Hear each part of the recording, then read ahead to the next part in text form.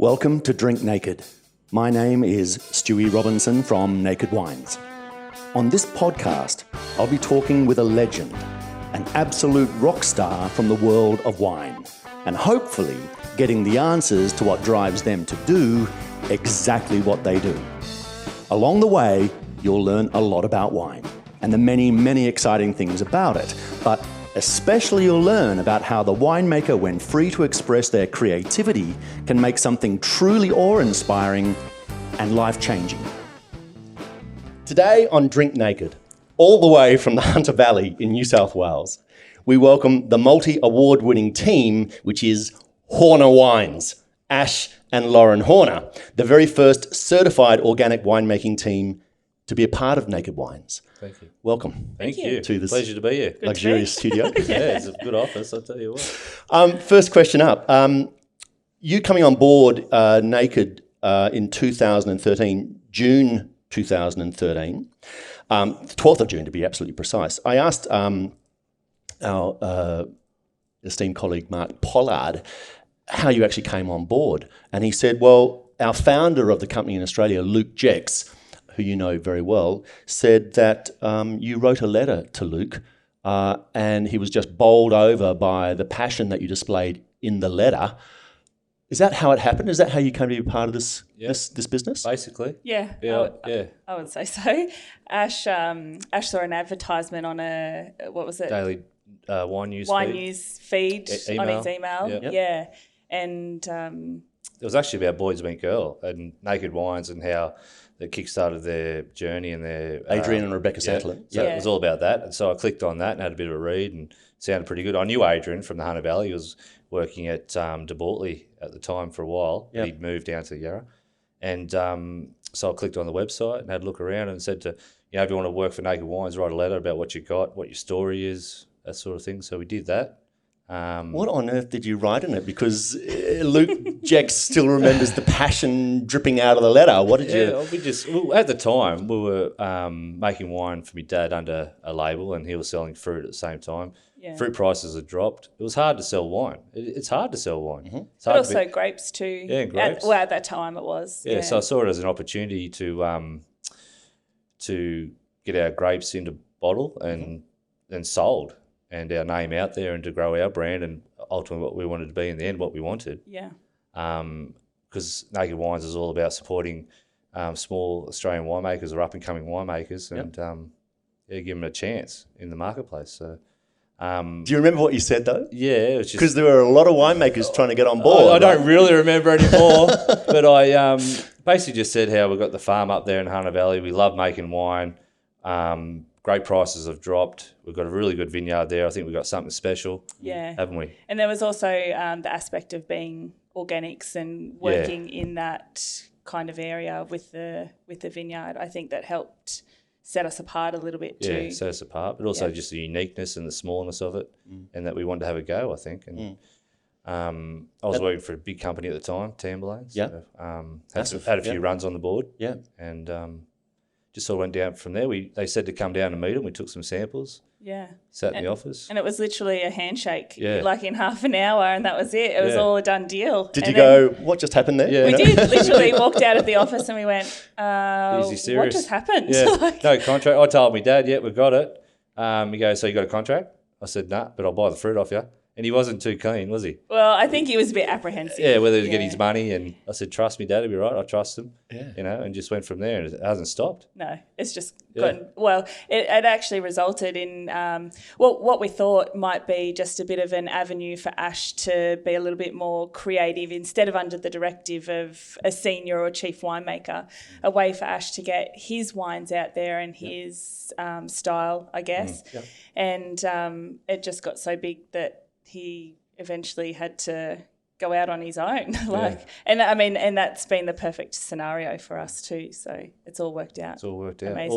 All from there. You mentioned words that are, music to my ears. Trust. Yeah, trust. It's central to everything we do.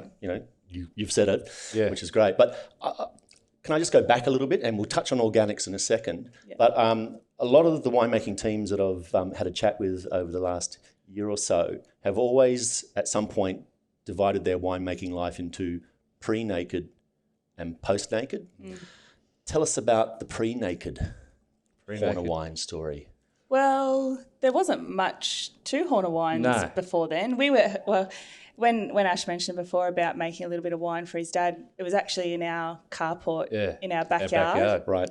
Yeah. And we had like 3 or 4 barrels or something. Yeah, and a few more barrels than that. But probably 10 in a cooler. And we had a little basket press, a little tank. The old man bought a little cooling system. He made some cooling coils and all that sort of stuff. Yeah, right. And after work, we set about making wine again, like until the early hours of the morning, didn't we? In the backyard, try not to make too much mess, too much noise, too much smell. Yeah, because we probably weren't supposed to be there. Because I had this desire in me to make the grapes off my father's vineyard. Yeah. You know, it's just because I helped him plant the vineyard. I'd grown up on the farm. Where was this again? In Sandy Hollow. Upper Hunter. Upper Hunter. Yeah. So, you know, I'd seen it, and grape prices had fallen. He wasn't getting that much money for his grapes. He was ready to give it away. Uh-huh. So I said, well, let's give it a go, making some wine and see if we can sell it. And What was the variety? Shiraz Viognier, we did a Chardonnay, we did a Viognier, and a Shiraz. Well, the 4 varieties that he had planted was Chardonnay, Verdelho, Shiraz and Viognier. We didn't make a Verdelho, but... No, but they were the varieties of the vineyard. Yeah, and that first Shiraz Viognier we made in the backyard, we put in the up under of the Hunter Valley Wine Show, and I got a gold medal straight up. Your first wine? Yeah. And did you from go... the backyard. From the backyard. This is a piece of cake. Well, it had 15% Viognier in it as well. Did it? Yeah, which is unheard of and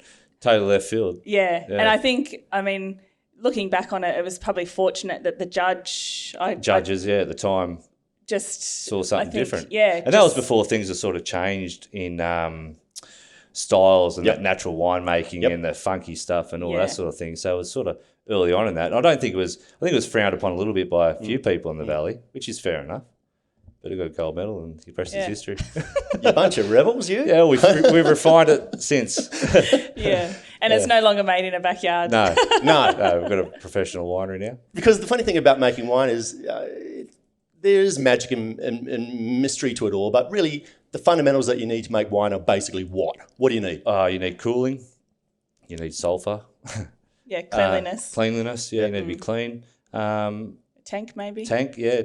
But maybe just clean and good fruit. Yeah. And just do scientifically the right things with your pH, your sulphur management, your topping your barrels. Yep. It's just the little things, the little 1%ers, which go a long way to making a wine in the end. Yeah. Which people don't really think about so much, do they? So without being too romantic, you started off being artisanal winemakers, boutique hands-on winemakers, and that hasn't changed, has it? No. You're still artisanal boutique handcrafting wine, aren't you? Yeah, we are. Yeah, we still got the basket press, the same basket press that we used before. Yeah, we still get that out every now and then when we have to. Yeah. But the fundamentals of that is all the same. Well, we might have bigger tanks and a bigger press, but the whole fundamental definitely is the same. A hands-on process. Yeah.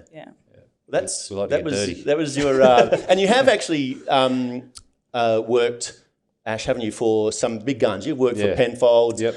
Roseman Estate under Phil Shaw. Yep. Legend. Yeah, went under Phil Shaw there. Used to get around the winery saying hello to everyone on the afternoon after he had his tasting, I think. Yeah. Pretty happy. And then later Tamburlaine. Tamburlaine, I was there for 7 years and winemaker there for that long. And I learned a lot there. We had a lot of wines, a lot of different varieties. We had orange, Hunter Valley, long hours. Yeah, but I learned a lot there about drinkability and different styles for different markets and different price points and tiers. So that was really good. Would you say that he was one of your mentors? Yeah, I'd say, he was a mentor in a way. Yeah.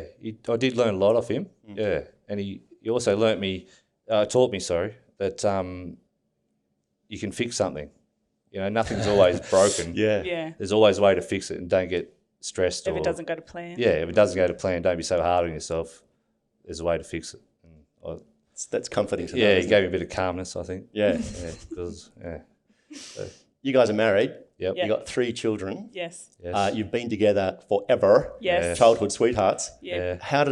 Where did you meet? We're going to go down this road. Yeah, you are. I'll let Ash tell the story. He loves the story. Yeah, me not so much. I just went to a party with a mate. His girlfriend was having a shindig. She was my best friend. Yeah, your best friend.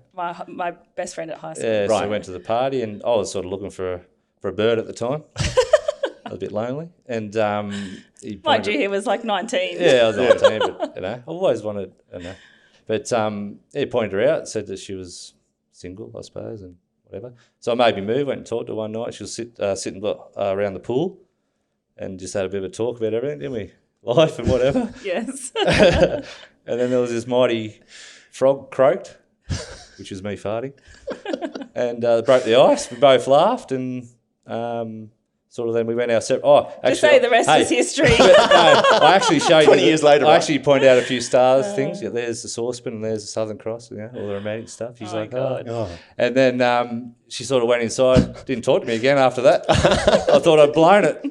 And you went, damn, it was the astronomy. It shouldn't have gone there. Yeah, it was astronomy. That's right. Oh, God. Gastronomy. Then I sent some flowers, didn't I, and phoned you up with a phone call and went around and met the parents. Her old man was pretending to do the weeding in the garden.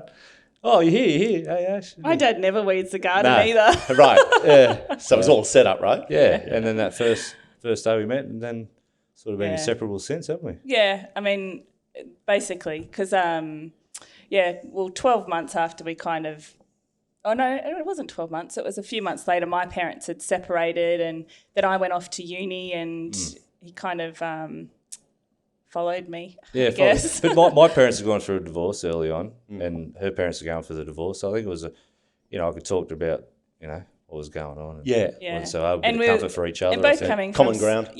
Both coming from small towns too. There's always that urge to get out and see the rest of the world, and explore other places. And I think me going off to uni was a good opportunity for us to both get out and see. And where was that?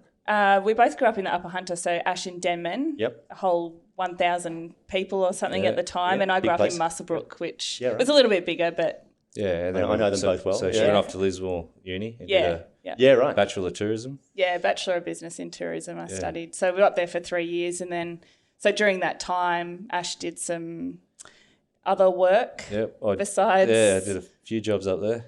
See, this is when I've written down here.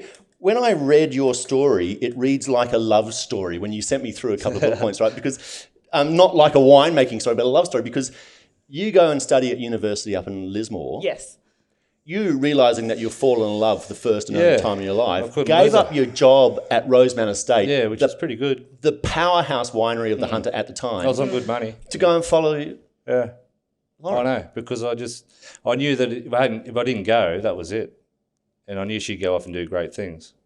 So I wanted to be part of it, I suppose. Don't make me cry, Stu. It's great. And I'd say he's more of the romantic than I am. But it worked out well because Roseman actually shut down probably, not long after that. Not long after, a couple of years after. Visionary. It worked out well. I would have got the redundancy and then who knows where else would be. And the whole town was not the whole town because there's a very big coal mining workforce up there, but I would say half of Denman were unemployed. Most of the people worked there or had someone who worked there. Yeah. Because they just went too big too fast, didn't they? Oh, no, they sold out. Did they? Yeah, you ended up selling. Did they really? Southcorp bought it and then I think, Southcorp then owned Penfolds and then it just sort of went downhill from there. I think they brought production back down to McLaren Vale and down that way. Yeah. So you come back from uni, you're together. Yep. And now you're settled where? In the Hunter. In the Hunter. Yeah, so when we were in Lismore, Ash would do seasonal work, and so he'd go off to work vintage and then come back and then go off to work vintage and come back. And his last stint was at McWilliams in the Hunter and they offered him a full-time position. So it kind of worked in well that I was just finishing uni and then he got the job. So because I always had that desire to get back in the industry. So when I was up there, I packed, just for money, and to be busy, packed shelves at Woolworths. I worked in a macadamia farm in the cracking room of all, a bit mental. The nut farm. In the nut farm, which was good. I worked on a peach farm, picking peaches, sorting peaches, pruning peach trees. Coffee. I picked a bit of coffee for a while. Where? It's up near like Mullumbimby, the Byron area. I didn't know that. Through there. Made coffin lids for a joinery business. That only lasted 3 months. I actually got asked to leave that because I used to mope around. I didn't really like it. Mate, it's a dead-end job. But I did it. It is. But I did it to support us and to keep busy. And then I'd duck off, do vintage where I'd make a bit of money. It was 12 hours, 7 days a week, 3 months, and then I'd come back. But I decided that's where we wanted to be, didn't it? Back in the wine industry. Yeah, it just felt like home and everyone there. Yeah. We felt right. And tourism? You graduated Yes. Yeah. in Did you tourism graduate? management? Business tourism degree. So it's a business-based degree, but focuses on tourism businesses. So, when we came back, I did like an internship at the. They called it Wine Country Tourism back then, but it was based out of the information centre. So they used to do the marketing for the area, all that kind of stuff. So I did an internship there, and then worked a few bits of sales and marketing positions, and then I also ended up managing a cellar door. So I did that for 4 years until we started having kids and things, and then ended up working for our own business after that. So she's been involved in tourism and wine industry. Yeah, the tourism and wine industry since uni, basically. Wow. So you would know the Hunter like very few other people would? Well, I think so. Like, I mean, I'm a bit out of touch since having kids, but we've always been there and always enjoyed being there. Yeah. And I also enjoy seeing what's new and all those kind of things. So, it's a good place to be. Yeah, we looked at going other places and that, but we just sort of closer to family and we knew the area. Yeah. Because you love the Hunter, don't you? I do. Yeah, well, I was born and bred a Hunter. Yeah. And my family are as well. And it just feels right. So give me the 101 on what is so special about the Hunter viticultural region for making wines. Well, they reckon it's the most difficult place to grow grapes. Oh, yeah? And they reckon if you're a winemaker in the Hunter Valley, you can make wine anywhere. Seriously? Because we can have vintages where it just rains and rains and rains, lately with drought, we've had the hot vintages, so you sort of see everything on the grape, so you know how to deal with it at the time. Yep. So, I don't know, I just think I like the tourism is good. There's always people around. There's always something on. Yeah. We're close to Newcastle, close to the beaches. I actually read somewhere that after Sydney, the Hunter Valley is the second most visited spot in Australia. Sounds about right. Yeah, the tourism up there is incredible. Yeah, and I think for a small wine business, especially when your main customer base is Sydney, it's perfect. Like, people come up for the day. Like, they'll come up, travel 2 hours up the freeway and visit you for the day. Yeah. And I don't think there's really. I mean, you've got McLaren Vale and also out of Adelaide. It's a bit like that. People just come to see you and see what's happening, see what's new. Yeah. It's amazing. Yeah, we love the people there. We've got some really good friends there. Met some really nice people, haven't we have. That have helped us. And yeah. So what does it do best? Which variety, in your opinion? In my opinion, varieties. Well, it's Semillon, Shiraz, Chardonnay, Bordello is probably the standout ones there. And now they've got the new varieties coming through, like Fiano, Touriga Nacional. Not too hot for Fiano? No, because it holds its acid well. Yeah, right. So a lot of the winemakers reporting that the acid, when they've picked it, they haven't had to adjust the acid, whereas in any other variety in the Hunter, the acid, as it ripens. Yeah. But yeah, Viognier grows very well. We've had pretty good success with Viognier there, but not many people have planted it and championed it, but we've done pretty good out of it, haven't we? You know, going back, I suppose, like to the 80s, 90s, Shiraz in particular used to have a noted style to it out of the Hunter. Yes. You know, barnyardy, leather, leather, sweaty leather, sweaty saddle, all those things. I used to write copy, doing all that, and that was, in vogue at the time. How has the style of, say, Shiraz as a regional star changed over the last, say, 20, 30 years? Has it changed? Yeah, I reckon the wines have got more fruitier and softer in tannin. They'll still age, but a bit more approachable and drinkable early on. So I mucked around a lot with yeast with our Shiraz grapes from the Hunter Valley. Yeast that produce more of that plummy, fruity, sweeter sort of characters. And then also watching the acid levels on my wine. So not too high, bring the acids down. So the less acid, the more plush the fruit is on a wine. I think a lot of Hunter Valley Reds are probably bottled with very high acidity. And so you mask out the fruit flavour. And also fermentation, like cooler ferments, softer extraction, and then more cleanliness in the winery, I reckon, with sulphur, cleaner barrels better, that sort of stuff. You've mentioned cleanliness is next to perfectness when it comes to managing a winery.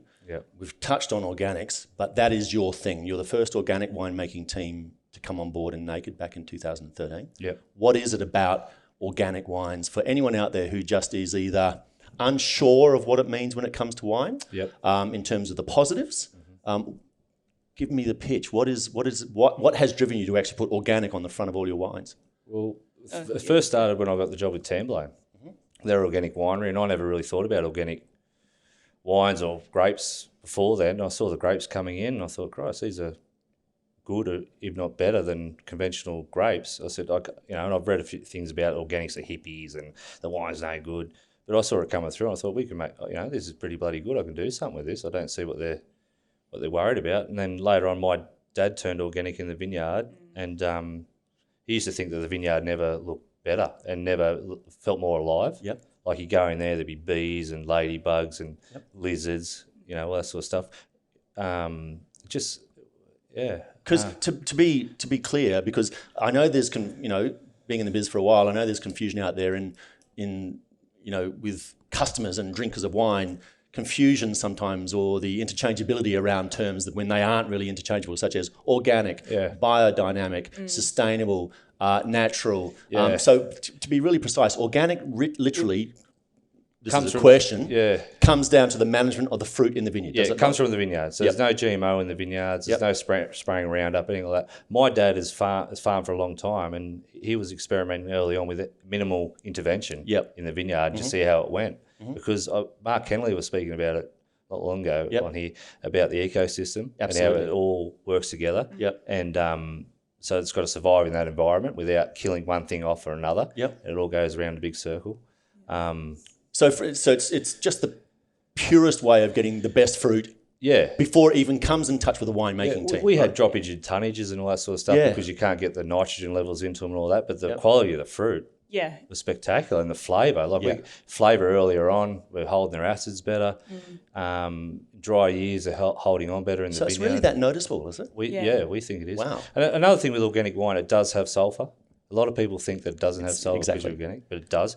Now, there's a guideline with the Australian Organic certification which you've got to be around a certain level, which we try to stick to as best we can. Which I wouldn't say is minimal, but it's definitely not as high as some conventional wines either. Yeah, we don't throw it at it. We use it where we have to, a little bit here, a little bit there, just to protect it along the way to get where we need to get in the end. But I think for us too, having that certification process was important because I think it's easy enough to say we practice organics, but to have that certification was always important to say we do it the way that... Yeah, we're audited every year. Yeah. From the vineyard to the winery through to the bottling line. How long did the process take? It's 3 years, 3 years for a vineyard, For conversion. Yes. So you get an in-conversion certification, which lasts you 3 years, and then you're certified organic. And then it works a little bit the same in the winery. The winery is certified, so you can only use... So there's two different types of certification? Yeah, so the winery is certified, so we can only use allowable organic products, non-GMO in the winemaking as well. And we all get audited on that, don't we? And the reason that takes 3 years, is that simply to leach out some past things in the soil? Yeah, that's right. Yeah, and to figure out how to manage your vineyard, what you can use, what works for you, that sort of stuff, Did you ever have a moment where you went, oh, bloody hell, what have we done? No. Or has it just been good? No, the only thing is no one likes an audit. And paperwork's a bit of a, we've got nothing to hide, but the whole thing is when you get an audit, you're still like, oh, I've got an audit coming up, you're nervous. Yeah. But everything's kosher. It's just the way we are, you like things to go smoothly. But I think in the, like Ash said before, his dad was already practicing all those organic elements and things anyway, and minimal intervention. So I don't think it was too much for him to say, like when we said, well, we should get certified. I don't think it was too much for him to do it because he was already there. Already doing. I mean, he may have had to swap out a product or two, but he was he was already there. We're not hippies or anything like that by any means, but we'd like to know where our food comes from and who's making it, what goes into it. And we're conscious about the environment. You've just defined the naked ethos. Who makes your wine? Where's it come from? And what have you done to actually make it? I mean, that is what we collectively do. And that's what we think, isn't it? Isn't it? You had a big moment last year. I've got this quote. They've all been big moments. They've all been big moments. We've had a lot of big moments in the last 12 months. I got this actually a couple of years ago, December 9. Ash, you posted on your very own wall. Good morning, Angels. Something truly amazing happened this week for Horner Wines. We took a leap and bought a winery in the heart of Pacolbin in the Hunter Valley. This is what we dreamt about, and to think because of Naked Wines and you, Angels, we have achieved that dream. Yep. Did you mean it? Yes, I did. Yep, pinch myself every day. It's been the biggest life-changing moment for us.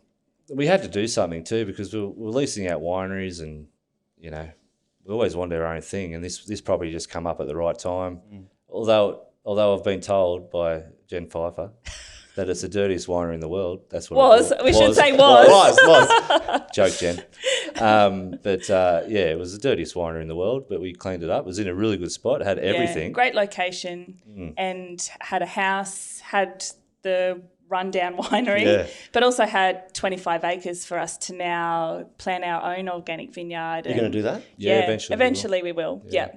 So it's kind of like a blank canvas for us, so we can start the way we want to start. That's right. Yeah. And we wanted somewhere, we always, Angels, can we come and visit you? Come and visit. We had, you can come to my house and have a taste of on the kitchen bench. On the kitchen bench. Don't put your hand on it because you'll stick to it from the kids' crap. The wheat bix and the everything else that's on the table. So we somewhere for them to come and visit us and you know and say, well, this is what you've done. This is what your support has done, and we've had people come through there already to say, well, it's good to confirm that Naked Wines is doing what they say they're going to do. Yeah. They can't believe it, some of them, can they? No, and it's been great to be out. Like Ash said, we've probably had about 10 people in the last this year, I'd say, because we're not open. You're not open really, are you? No, we're trying to, but but they come through and they absolutely love it, and it just solidifies for them their naked experience and what they believe in Naked Wines. Their support, they think they're supporting Australian winemakers, and they are, and Australians. It blows our mind how supportive Australians can be and how they want you to do well. And we get private messages all the time from Naked Angels. Like this morning we had one come through from a lady who tried our sparkling last night with friends who were angels. And she said it was absolutely amazing. She said, I've now signed up to be an angel and wants to come and visit and all this kind of stuff. We've completed the circle nearly in a way. I just love hearing this stuff because we've just come back from doing a tour of major capital cities, have we not? Yeah, we did. And you just see firsthand when angel customers come in through the door, bowl up to you as a winemaking team and just go, "You're real." They're like calling you by Hash, Lauren. How you going? Absolutely.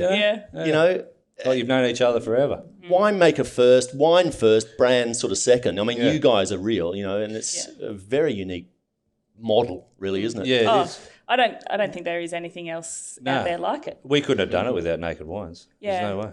I think it would have been Ash still working for someone else and making wines their way. What I call corporate winemaking. And just doing a little bit on the side and trying to flog it off to a restaurant or something to get your money out of it. In between having kids and his full-time job and everything else, where this way we've been able to... it's liberated us. Yes, well, exactly. Isn't it? Yeah.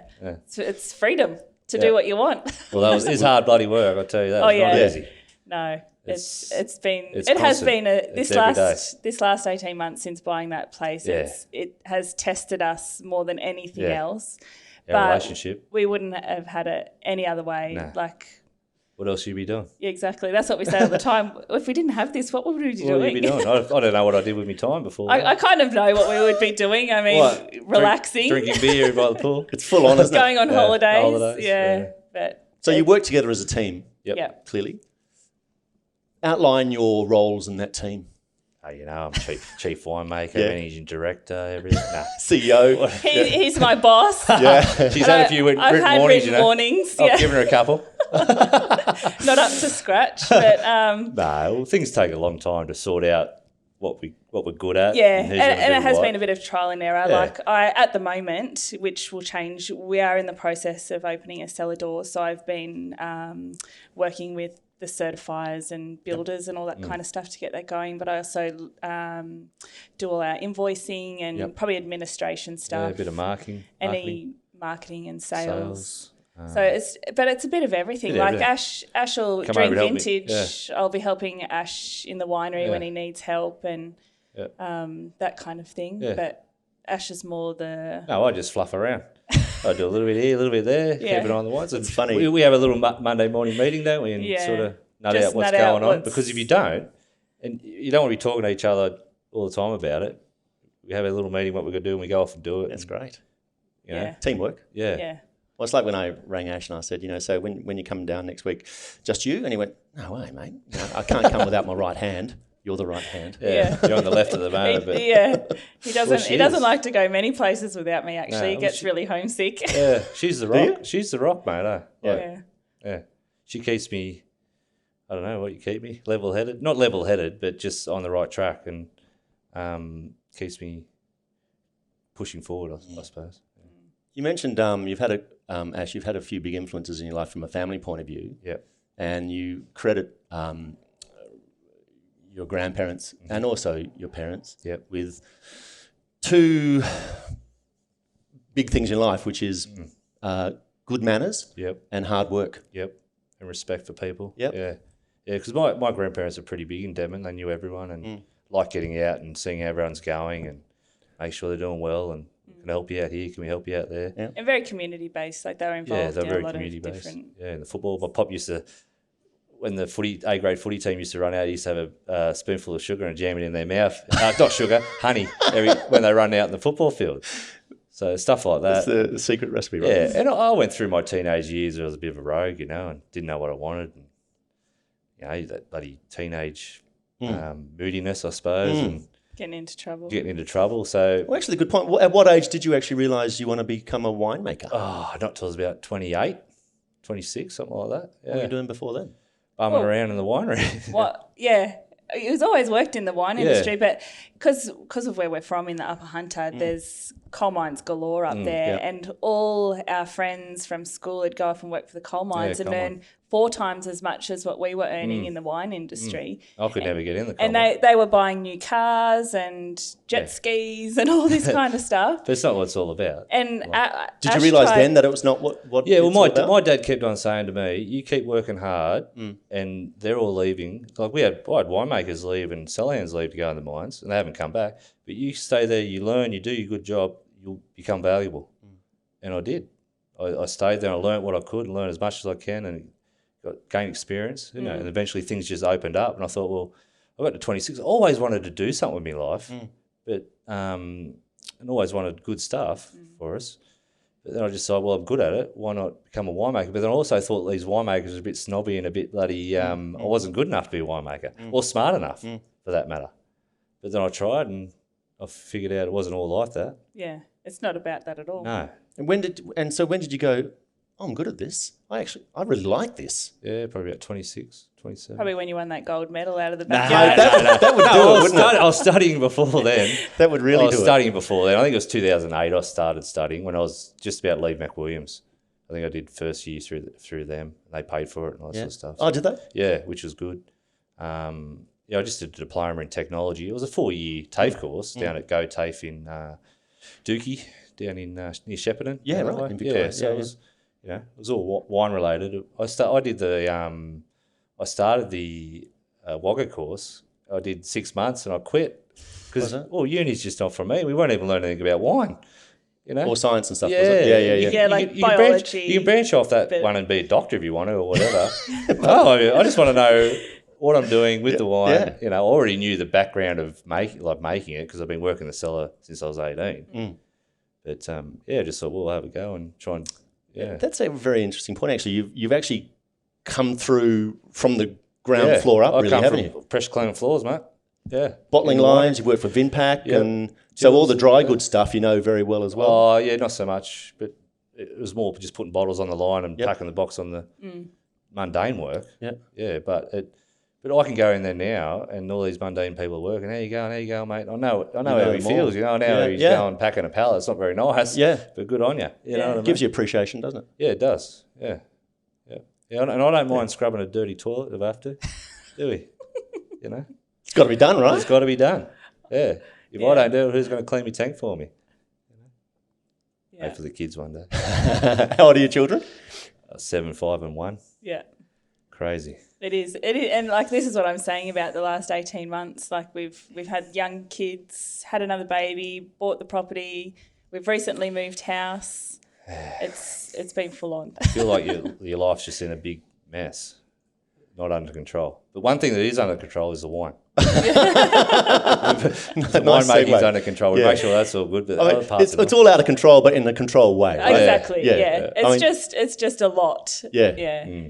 But we kind of sit and say, well, when's it going to slow down? And I don't think it ever will, to be honest. And we also realise we can't do everything. But we've got to realise that. And also what you said, which was, what else would we be doing? Exactly. Yeah. I mean, there's that saying, life. Well, I'm going to mash this up completely, but life is what happens when you're busy making plans. Yeah, that's right. And so you're making plans, but you're actually living this wonderful chaotic mess. Yeah.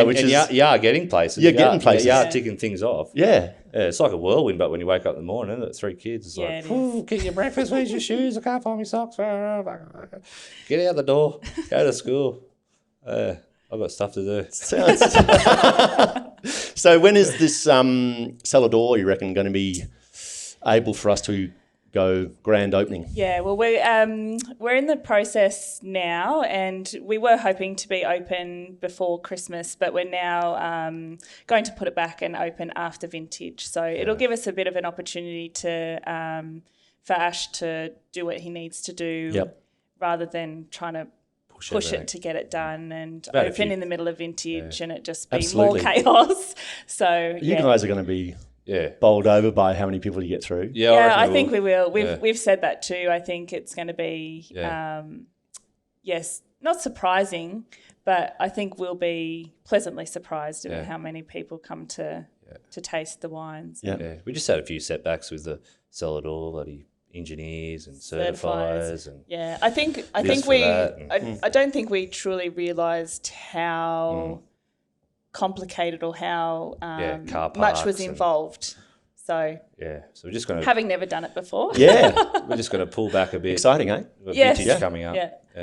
Don't stress so much, have we? No. So next person asks me how to open the cellar door, I'm going to it's coming, we're going to do it. Do you still see Phil Shaw? Every now and then in Orange, Still remembers me, Still go there. He also always asks me about the farm still and the honey. He's got a good memory like that. His character, isn't he? Yeah, he is, his character. Yeah. Well, speaking of Orange, we've been talking about the Hunter, but you're actually also got a foot in Orange and Cowra. Yep. What's the attraction out of those two regions? So as a complement to the Hunter, I mean. Yeah, so our philosophy is about getting the right varieties best suited to the region. Mm-hmm. So we go to Orange to get our cool climate aromatic wines. So Sauv Blanc, we're doing a Marsanne. Our Rosé comes from there, made out of Merlot. We've got a Cabernet and a Shiraz out of there. Cabernet. Sparkling. So it's all about getting the right style of wine from the right region. And then Cowra is a little bit warmer, so we get a nice Verdelho out of there. Yep. We also get a little bit of Shiraz out of there, which is really, really good, our Little Jack Shiraz. Yep. And a little bit of Cabernet as well. So the Cabernet is a little bit juicier. We get a bit of Cabernet from Orange, and it's a good blend. So you've got that varietal Cabernet character from Orange and the juiciness from Cowra, which holds it up. Do you do that as a bench blend, or do you actually go into it as a plan? They all go together and ferment together. Really? Yep. Co-fermented? Yep. We do a lot of things with our wines, like our Chardonnay barrels. Like I've got, say, 15 Chardonnay barrels. I get a lot of people ask me, this is all reserve, is it? Or are you going to put this over it? No, this is it. And same with our reds, this is it. We sort of think about it before we make it, what sort of barrels we want, what sort of yeast we want. And we know it's going to work. Yeah. I think that comes with being a smaller, boutique winery as well. We don't have the ability to select little bits and pieces to make the perfect blend. Good, Everything is thought out before it happens, and say, okay, well, with our Shiraz Viognier, it's always co-fermented and it's left to hang out, so it comes in at the same time as the Shiraz. It's not made as a separate wine and then blended later on. Wow. Takes into these barrels, sits on these lees. We've done it for a while. We don't. It's not a recipe. I mean, it changes all the time. Sure. And don't get me wrong, we do experiment with a different barrel or a different yeast or something like that. But we make it Do they come from different vineyards, the Shiraz and the Viognier? Yes, different vineyard, but same spot. Same spot. Yeah. But it still requires planning, right? To actually bring them in at the same time. Yes, because traditionally when we make our Viognier as a table wine, it's picked a little bit earlier, so it has that nice freshness and acidity. But Shiraz tends to ripen a few weeks later, so it has to kind of sit there to be able to blend it up. Yeah. Okay. So you live in the Hunter, your winery and your New Celadora is in the Hunter. Yes. And yet you still bring regional varieties in from Orange and Cara. Does it all get vinified wine, made into wine at your place? Yep. Oh, not all our place. We actually make some of the stuff we can't fit in. Our biggest stuff goes to First Creek Winery. We get a contract made down there, but I'm down there proactive all the time, telling them what I want done and tasting the wine and all that sort of stuff. So eventually we'd like to bring it all to the one winery. Yep. But we just don't have we need to buy some different infrastructure like tank sizes and all sort of stuff to be able to do that. And also manpower too. At the moment, we didn't want to bring it all in. Yes, of course. We bring it all in. I'm like, oh hell, we did 94 tonne there this year. We've made another bloke, which is a fair bit. I nearly killed it. That was probably the hardest vintage I've done. For a few years anyway. For a few years. A couple of months we're doing it again. A couple of months we're doing it again. But we've got some good growers up at Orange there. We've got Justin Jarrett. I'll give you a plug, Justin, from Seesaw Wines. A very good organic grower up there. He's helped us out a lot. Good communication. We go up there and see him every now and then when we can. Yeah. And then we've got growers down at Windowry Estate down there. Yeah, right. Anthony and Jason. Yeah, it's just nice working with people who have the same philosophy, like as far as they the want you to do well as well with their grapes. Well, it's what you said about supporting, support. Yes. Yeah. Yep. So. Which is just great. So in terms of Horner Wines and the direction of where you're going and what you sort of kind of stand for and represent, basically anything out of those three regions that actually is varietally definitive to give you the best fruit to make the best wines possible. That's right. Yep. And you don't sort of do a percentage breakdown, this much Hunter, this much Orange, just whatever.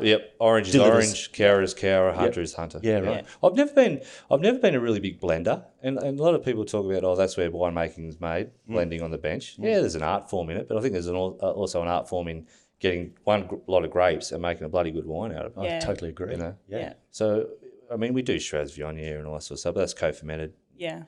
But, we sort of stick to what it is what it is. Yeah. And it works. I mean, it's been successful. Yeah. Absolutely, it has been successful. Close to 8,000 followers in just a few years. And over or close to 59,000 individual wine ratings. Yes. So crazy. That's quite a crazy following. It is. It's a lot. Yeah. Let's have a taste of a wine. Okay, and it's not going to be one of these. It's going to be this thing here. What is it? So this is a Shiraz Marsanne from Orange we made this year. Because my father's vineyard was in drought and we haven't got any grapes, we asked Paul if we could go to Orange and make a Shiraz Marsanne to replace the Shiraz Viognier because it's pretty popular. So this is a barrel sample we brought in today to show everyone. So there's 4% Marsanne, co-fermented with the Shiraz. What is Marsanne? What would it bring to this? Marsanne's a white variety, and it's from the northern Rhone in France. And they do actually make Shiraz Marsanne over there, and there is Marsanne in reds, but you don't really see it. It's that small amount. And some people say they throw it in there to make a wine better aromatically. We don't do that. We just do it. We've got good Shiraz.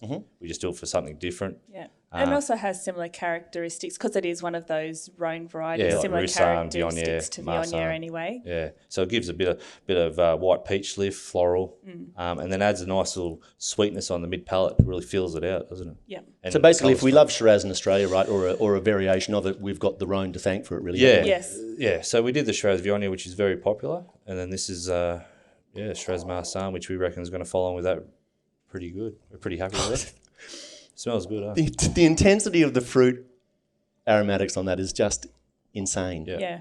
And we've had a few people through the winery and barrel reps and friends of ours that have all tasted it, and they can't believe how well the two varieties go together because it's not something that you hear. Yeah, you don't see it. Yeah. No. I love it. Yeah. I think this could be a thing. Yeah. Yeah. You? We hope so. We hope so, yeah. Juicy, juby, vibrant. Yeah. Tastes like it smells and smells like it tastes. It's just and a little bit of oak there. I mean, it's still young, but the oak will integrate. But we use the big format barrels too. Yep. So 500 litre barrels. So we don't get a lot of oak influence, just a bit of structure and a bit of support and aromatics. And then we use a lot of old barrels. small barrel, so they're more of just a maturation, soften out, a little bit oak impact. So this is what we call V19, from the vintage of 2019. Yeah. When will it actually be released in bottle? We bottle that in February, I reckon. Yeah, so we bottle it. We don't leave it too long in oak either. We sort of short maturation and we bottle that because we want the freshness and the fruitiness. We like to see flavour in our wines. Gee, that's a cracker. Yeah, it is a cracker, isn't it? Yeah. And I'm glad we it's not tasted even that. finished. I know. It's a tank sample. I'm barrel talking sample. up too much. I've got to sort of play it down a bit because it's still a long way to go. But So which label will it be under? So that'll be the Family Reserve. Yeah, Yeah. right. Yeah. Okay. Yep. Which is the tip top. Tip Yep. top. Yep.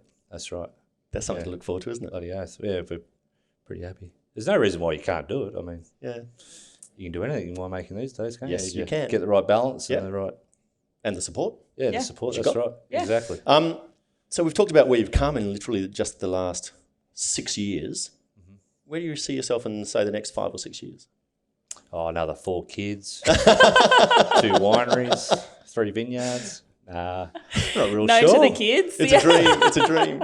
I think just I think our idea with buying that property and kind of having that blank canvas, it'd be nice to be able to plant a vineyard.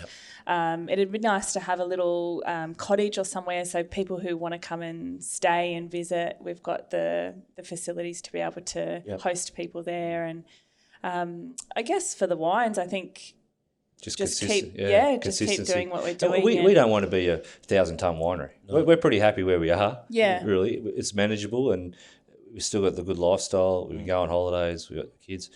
I think we just want to see ourselves living out there on the farm with the kids running around, me in the winery. Yeah. You know, Lauren working More about, or not lifestyle. more about the lifestyle, but having a nice lifestyle that we can sustain everything. Yeah, sustainability. And that's where Naked Wines comes in. And enjoy They'll help us ourselves. sustain it. That's the goal. And that's why we've done it, because we know we've got the support and the backing behind us to carry on. Well, you're great at making great wine, and we're good at getting great wine in front of great people. Yeah. There you are. That's right. And that's something We all play I our can't part, do. right? I can't sell anything to anyone. I'm hopeless. I'm too honest. You know, I don't know. It's not easy selling wine at all. It's been great having you in here today. Thank you. Thanks. I just want to finish off, if I can. One of these stories again about frogs, or No, you've done the croaking frogs. We've visited the embarrassing bit. Romantic. 5 questions in 5 seconds. I always finish it with this. It never You takes go. 5 there you seconds. go. No. You better jump in if you got an answer. Yeah, absolutely. What's your favourite wine? I'll say Shiraz Viognier. Yeah, I was going to say that too, but I love them all. Yeah. I just like a wine on its merit. Doesn't matter where it comes from. I think everyone's got a story. Also Chardonnay. Yeah, like Chardonnay. But I think you got to. Yeah. I think you got to look at wine. Doesn't matter like where it comes from. It's all got a story. Like just because it's from the Yarra Valley doesn't mean it's this or that. It's who made it, what the vineyard is. You got to sort of. We look at every wine on its merit and try to enjoy it. Yeah. What's your favourite wine moment anywhere, anytime so far? Oh, France? I would say France too. Yeah. Really? Another story. We were lucky enough. We won, not won, the winemakers fantasy with Naked Wines, course and you we did, tripped over to France, and Yeah. that was also another life-changing moment. It kind of opened our eyes, Opened your eyes, so a it's bit just to the like- rest of the world. Yeah. Did you enjoy it? Oh, bloody oath. It was amazing. We lived in a little village and it was just all wineries and go home for lunch with the mum would cook a 3-course meal. We'd have a 2-hour lunch, a couple of bottles of wine, then we go back to work. Yeah. It was just reinforced that it's not about big industry and all the machinery and all that. It's about a lifestyle and about supporting your family and making good wine and for people to enjoy, isn't it? Yeah. Did you It's get really support over similar. there as well?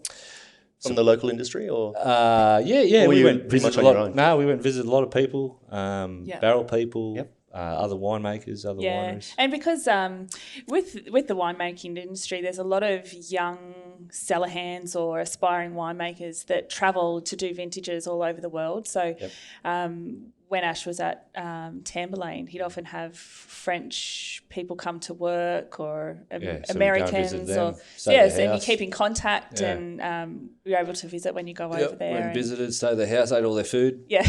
Drank all I mean, their it really beer. is. Yeah. I mean, we've all been involved in the wine biz for a long time, but it just keeps impacting that. What a great fraternity it is. You know, Yeah. you were mentioning, Ash, about everyone. You know, everyone supports Yeah. everyone. You know, You got to because You can't do it alone. No, you can't, can you? It's a great business to be a part of, isn't it? It is, yes. We're very lucky. Favourite driving song? Oh, favourite driving song. Oh, I don't know that I have one, but the one that plays most in our car is that new Billy Ray Cyrus. Our son loves that. What is it called? Kiki, do you love me? Oh, Christ, I had that in your head. So it's not really the favourite driving song. It's just the Wiggles. It's the most played at the moment. Yeah. Well, the kids rule, right? Yes, they do.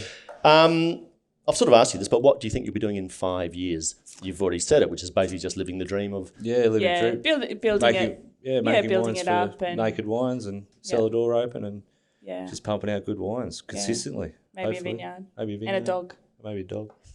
They No have more a dog? kids. No, not yet. We used to. Yeah. We had dogs before we had kids, so we kept the dogs for 14 years. So we thought, well, we can have kids now. They're alive. They lived. No. Yeah, we don't have a dog. We've said to the kids once we moved out to the property, which we've just done the last couple of weeks, we'll eventually get one. Yeah. Little hint: you've got to get a dog for the cellar door open. Yeah. Because Angel customers love cellar door dogs. Yeah. We'll get a wine Get a big dog. bull mastiff that just.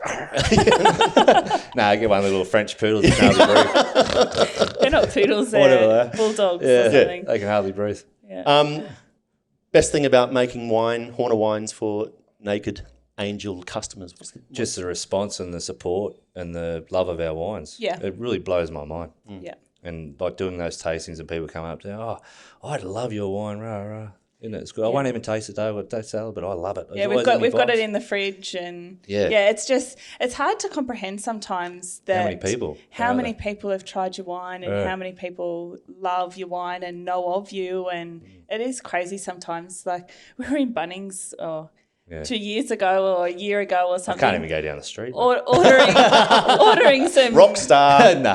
What were we getting? Like kitchen for the lab. Yeah, and the guy saw my name. Yeah, and he's like, "Are you on Naked Wines?" And Ash is like, "Oh, yes, yeah, I am." What do you want me to sign? Nah. So things like that, it's good. That's unbelievable. You don't get that from walking into a bottle shop. We never get that. Yeah. That's right. Exactly. That's great. Yeah. It's funny like that. Yeah. Oh well. Life changed. Yep. For all of us. Dramatically. Yep. Yeah. Lauren, Ash, thank you so much for coming today. Thanks, Stu. Thank you. It's been a great storytelling. Champion. Thanks for having us. Pleasure. Thanks for listening to Drink Naked. Hopefully you enjoyed the podcast. If you like what you heard, leave a 5-star review. And if you think you know someone that might like it as much as you, please let them know that we exist. In the meantime, stay tuned for the next winemaker rockstar to come visiting at Naked HQ.